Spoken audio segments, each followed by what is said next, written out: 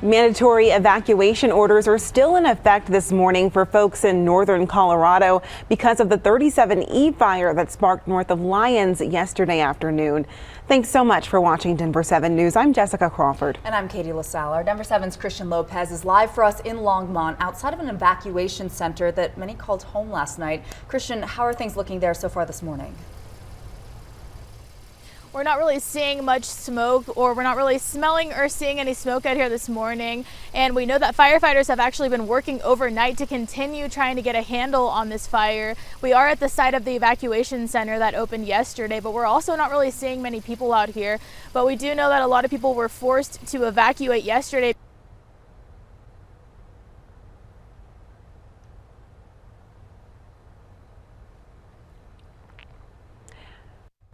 And we will return to Christian shortly. We're having some technical difficulties there, but Katie, she was talking about the fire and really that these firefighters who are working against this could be dealing with a lot, especially with these red flag warnings in place.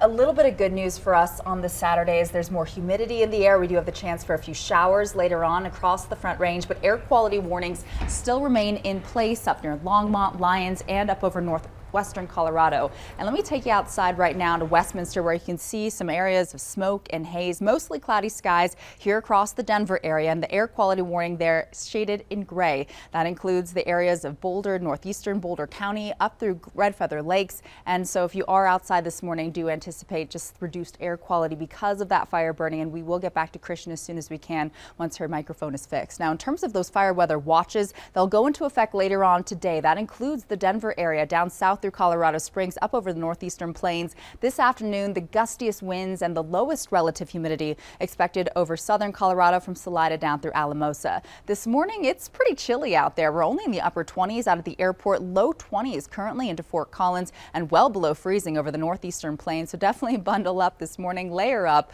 Current wind gusts relatively calm right now up over Fort Collins, Broomfield, and near Lyons and Longmont, but it will get gustier later on this afternoon as this cold front races through. Now, as I mentioned, there's more humidity in the atmosphere, and we do have the chance for a few showers up into the high country, especially over our northern mountains near Steamboat Springs, Eagle, and portions of Summit and Pitkin counties could see a few snow showers late tonight and through early tomorrow morning with around 2 to 4 inches possible. It'll be high 50s today, gustier winds tomorrow, and then a pretty nice Easter Sunday. I'll take you through the extended forecast still to come.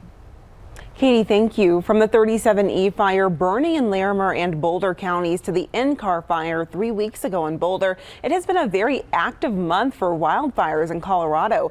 In Boulder, mitigation efforts helped slow the NCAR fire's spread, keeping it from reaching any homes or businesses. Those efforts include livestock grazing and forest thinning, leaving shorter grass and fewer trees to fuel those flames. The fact that there was less fuel on the ground and it burned less intensely gave us an opportunity to kind of jump on the fire quicker and hopefully, have a direct impact on the size and the extent of the fire.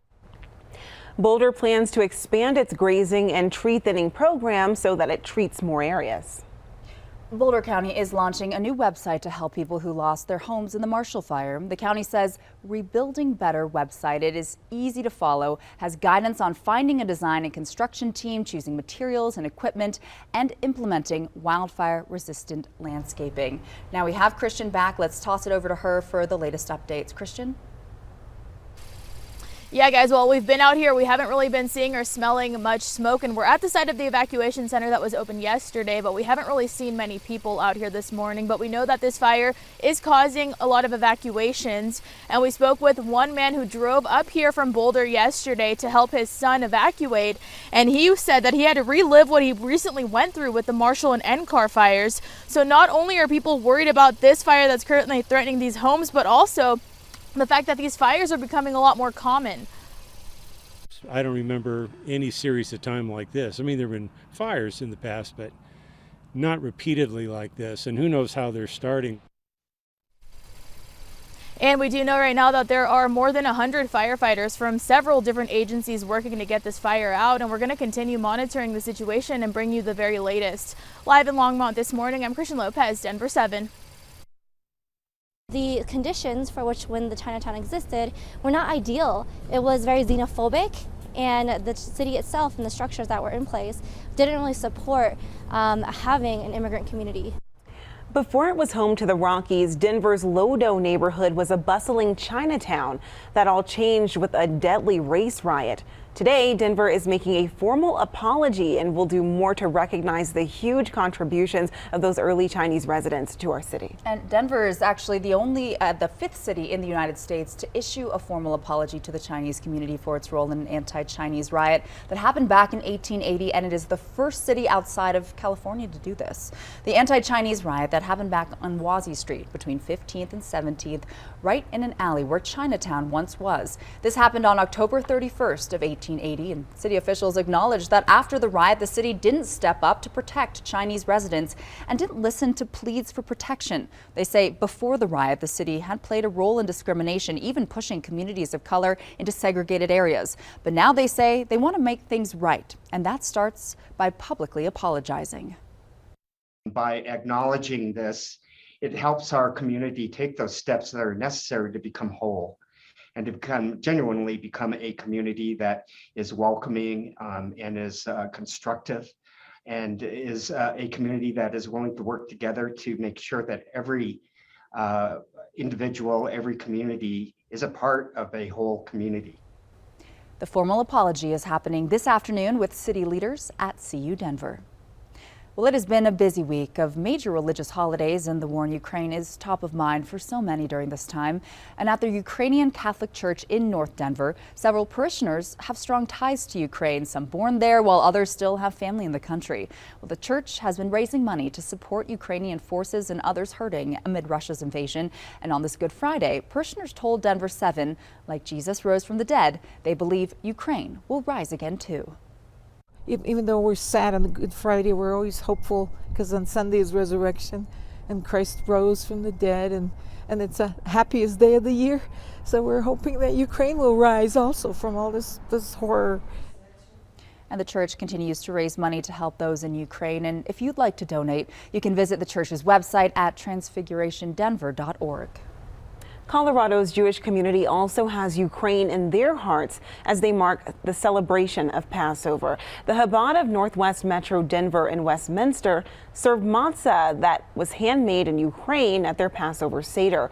This is a tradition that they've had for years, as the bakery where the bread is made is a worldwide famous supplier of matzah. Of course, with the situation in Europe, this year is different. The owner of the matzah bakery in Ukraine is a good friend of mine, a colleague of mine from many, many years. And I'm just awed by his tenacity, his strength, his courage to remain in Ukraine, the city of Dnipro, continue baking matzah for the communities around Ukraine, as none of his matzah can actually leave. And they said that they were able to have the matzah this year because they ordered early. They got that shipment in December before Russia's invasion. And today is now day 2 of Passover. The 8-day Jewish holiday commemorates the Jews' liberation from slavery in Egypt. And we spoke to the Denver JCC about what it means for families who are able to gather, some for the first time since the start of the pandemic.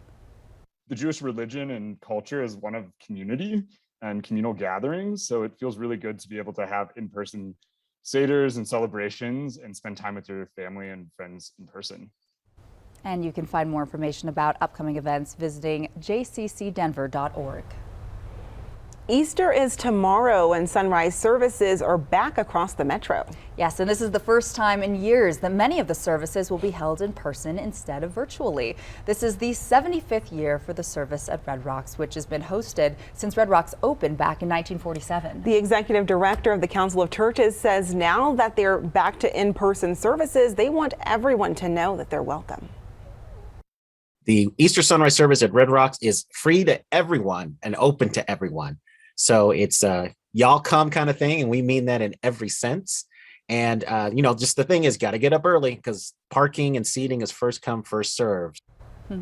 And that service starts at 5:30 tomorrow morning. You can also watch here online the Royal Gorge service that will start at 6:30, just minutes after sunrise. The gates open at 5:30 and you can walk across the bridge or take the free shuttle. Also, Idr Haji off Highway 285 in Bailey will host a sunrise service at 6:15 at its Mountain Village Outdoor Chapel. And since there is a hike there, you'll have to do so from the parking area. It is a good idea to get there by at least 6 o'clock. Rides are available though for those who need it.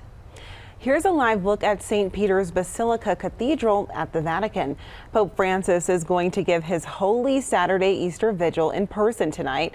That's set to start around 1:30 our time if you'd like to watch or participate.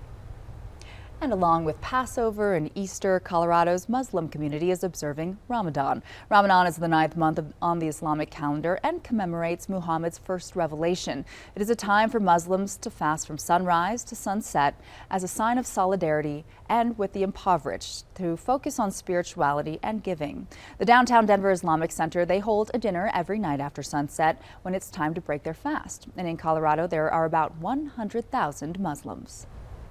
Jersey Boys is in town, but not for much longer. We're catching up with part of the cast ahead of their final curtain call at the Denver Center this weekend.